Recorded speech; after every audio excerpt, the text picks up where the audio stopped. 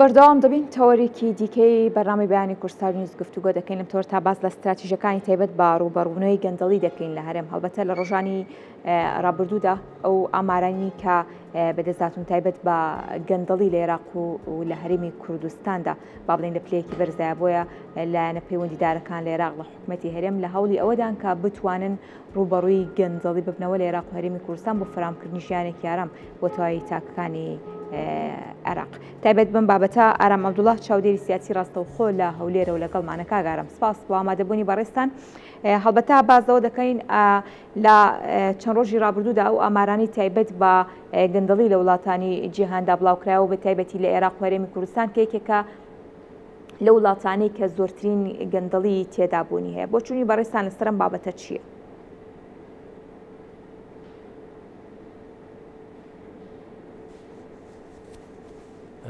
بەیانی باش کاگاران پێویستی دەنگێمەی سڵاو ڕێزم بۆ بینەران و فەرموو. بڵێ سڵاو ڕێز بۆ بینەران و بیسەرانی کەناڵی ئاسمانی کورسات نیوز لە هەرچوەیەک بن. سپاس. سەبارەت بە گەندەڵی بێگومان گەندەڵی لە زۆربەی وڵاتان بەتایبەتی لە ڕۆژهەڵاتی ناوەڕاست ئەو وڵاتانەی ڕۆژهەڵاتی ناوەڕاستن بەشێکی زۆرە وڵاتانە گەندەڵیان تێدایە، بەڵام وەکو دەڵێ هەرکەس باسی دەوروبەری خۆی دەکات، ینی ئەمە بۆ خۆمان دەگرین، ینی ئەمەی لە عێراق و لە هەرێمی کوردستاندا دەگوزارێ لە ڕابردوودا بێگومان گەندەڵێکی زۆر کراوە، پارەیەکی زۆر بە هەدەر دەدرێ. ینی تۆ ئەگە عێراق بە نمونە وەرگری هەرێمی کوردستانیش بەشێکە لە عێراق، هەرێمی عێراق وڵاتێکی دەوڵەمەند بە نەوت، دەوڵەمەند بە زراعات، ینی لە هەموو بوارێکەوە سامانی سەرزەوی و ژێرزەویدا دەوڵەمەندە، بەڵام دەبینی ڕێژەی هەژاری هەم لە عێراقیش هەم لە هەرێمی کوردستانیش تا ئێستا بە ڕێژەیەکی بەرچاودا هەیە. باشە کاگارم، هەڵبەتە لەسەر هەم عێراق هەم با بڵێن هەرێمی کوردستانیش لەم چەند ڕۆژەی ڕابردوودا و هەوڵدراوە کۆمەڵک پلان هەیە و کار هەیە کە بتوانێت ڕێژەی گەندەڵی کەم بکرێتەوە. بۆچوونی بەرزستان لەسەر هەڵوێست و دەستپێشخەریەکانی عێراق و هەرێمی کوردستان چیە بۆ ڕووبەڕووبوونەوەی گەندەڵی و نەهێشتنی؟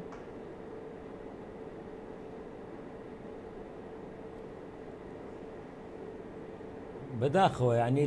ئێمە لە هەرێمی کوردستان لە 33 ساڵی حکومڕانیدا بەڕاستی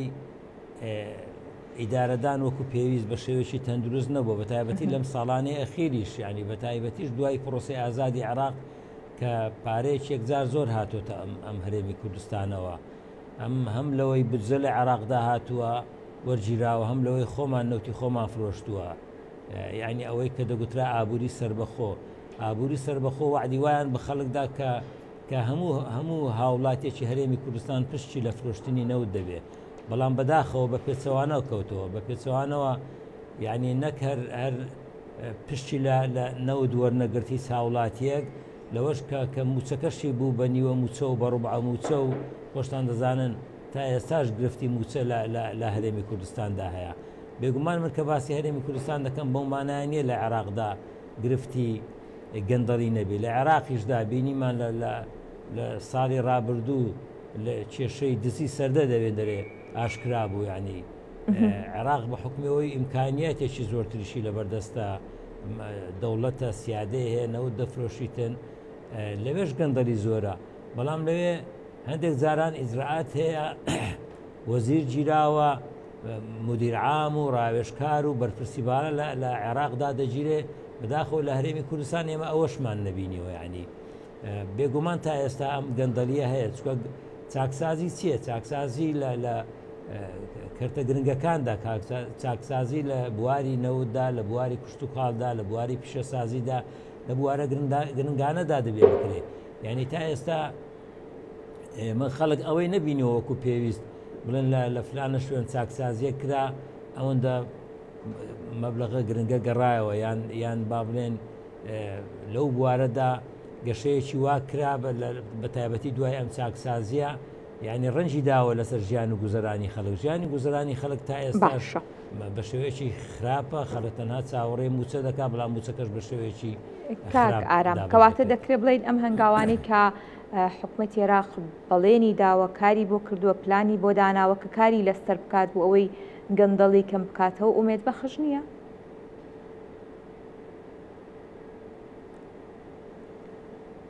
لە ڕابردوودا وەکو پێویست نەبووە ینی من بەومانایە نا هیچ نەکرابێ بەڵام لە ڕابردوودا وەکو پێویست نەبووە ئومێد دەکەم لە داهاتوودا ئەوەی باز دەکرێت لە داهاتوودا بتواندرێ ئەم گەندەڵیانە کەم بکرێتەوە چارەسەر بکرێتن بە تایبەتیش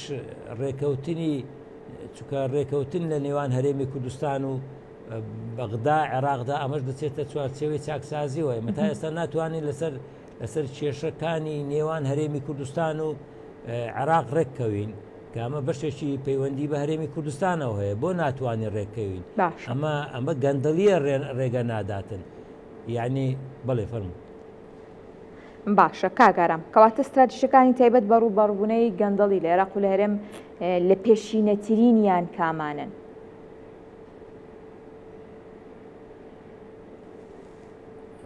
خاتون میهرەبان تێنەگەیشتمەوە پرسیارە دەنگ تۆزێک بەڵێ ئەڵێم استراتیژیەکانی تایبەت بە ڕووبەڕبوونەی گەندەڵی لە هەرێمی کوردستان لە عێراق لە پیشنەترینیان کامانن ئەو هەنگاوانەی کە گرنگترین هەنگاون زەرورترین هەنگاون بۆ ئەوەی هەنگاو بنەی بوو ئەوەی کە بە تەواوەتی گەندەڵی نەهێڵدرێ کامانن؟ ئێمە بەنسبەت ئەوەی کێشەی ئێمە هەیە لەگەڵ دەوڵەتی مرکزی لەگەڵ عێراقدا کێشەی تا ئێستا کێشەی نەوت و کێشەی سنوورەکانە کێشەی گومرگەکانە یعنی واتە داهاتی نەوتی و نانەوتی ینی تا ئێستا من نەمانتوانێت لەگەر حکوومەتی عێراقی بەم شوەیە ینی خۆتان دەزانن لە 25 ساڵی ڕابردوو لەلایەن دادگای پاریسەوە کە هەناردەکردنی نەوت لە هەرێمی کوردستاندا ڕاگیرە تا ئێستا لەگەی عێراق ئەمە نەمانتوانیەوە ئەم کێشە یەکلاییکەینەوە یعنی ئەم نەوتە ڕۆژی 400-500 بەرمی دەفرۆشرا ئەمە ڕاگیراوە تا ئێستا بە پێی زانیاریەکان هەرێمی کوردستان 80,000 بۆ 100,000 بەرمیل بۆ هەندێک پێداویستی دەدا بە حکوومەتی عێراقی ئەوەی تر ئەمە هاوڵاتێکی سەر شەقامیش ئەوە دەزانێت کە ئەم نەوتە دەردەهێنرێ بەداخەوە هەمووی بە لە ڕێگای تەنکەرەوە بە قاچاغ دەنێدرێ بۆ وڵاتانی دەوروبەر ئەمە کێشەیەکی کەم نین تا ئێستا ئەو ئیتفاقانی کە لە چەند خاڵێکدا هەیە لەگەڵ بەغدا تا ئێستا ڕێککەوتن کراوە بەڵام جێبەجێ ناکرێ عێراق داوای عێراق ئامادەی نیشانداوە کە موچەی هەرێمی کوردستان بودجێ هەرێمی کوردستان بە کاملی وەکو هەم شارێشتری عێراق شارەکانی هەرێمی کوردستان وەکو هەموو شارەکانی تری عێراق موچە بدا بودجە بدا بێ کێشە بەڵام بە مەرجی ئەوەی کە داهاتی نەوتی و نانەوتی ڕادەست بکرێت تا ئێستا ئەمە نەکراوە بەڕاستی. بەڵێ زۆر سپاس بۆ بەڕێستان زۆر سپاس بۆ بەڕێز ئارام دووڵە چاودێری سیاسی کە ڕاستەوخۆ لە هەولێرەوە لەسەر بابەتی استراتیژیەکانی تایبەت بە ڕووبەڕوونەی گەندەڵی لە عێراق هەرێم لەگەڵمان بوون. دووبارە سپاس بۆ بەڕێستان.